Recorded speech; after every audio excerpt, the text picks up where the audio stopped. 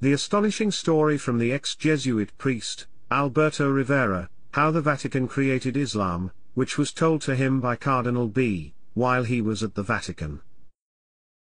After his conversion to Protestant Christianity, Alberto Rivera exposed what he was told by Cardinal B. And this story is excerpted from The Prophet, published by Chick Publications in California. Since its publication, after several unsuccessful attempts on his life, he died suddenly from food poisoning.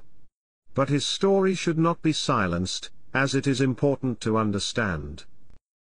Alberto Rivera went on to say, "What I'm going to tell you is what I learned in secret briefings in the Vatican when I was a Jesuit priest, under oath and induction.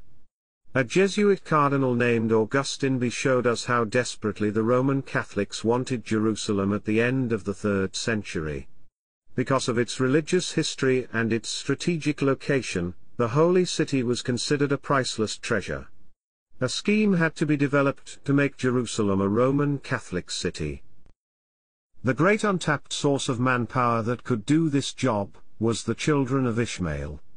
The poor Arabs fell victim to one of the most clever plans ever devised by the powers of darkness.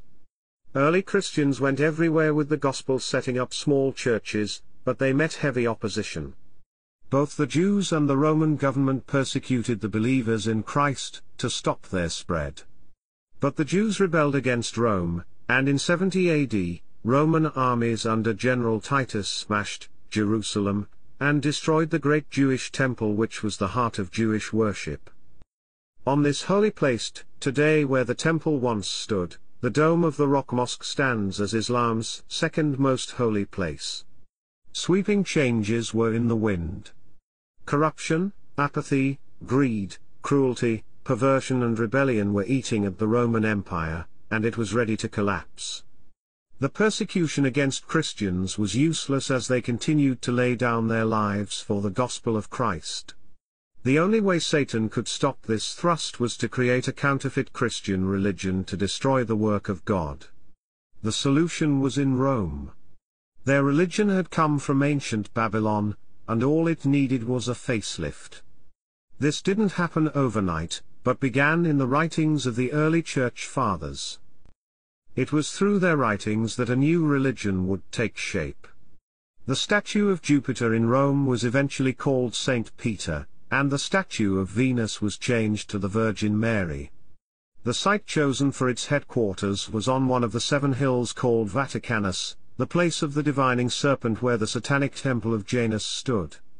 The great counterfeit religion was Roman Catholicism, called Mystery, Babylon the Great, the mother of harlots and abominations of the earth, which we see in Revelation chapter 17 verse 5.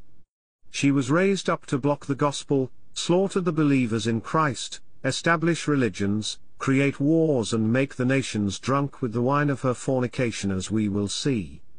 3 major religions have one thing in common: each has a holy place where they look for guidance. Roman Catholicism looks to the Vatican as a holy city. The Jews look to the Wailing Wall in Jerusalem, and the Muslims look to Mecca as their holy city.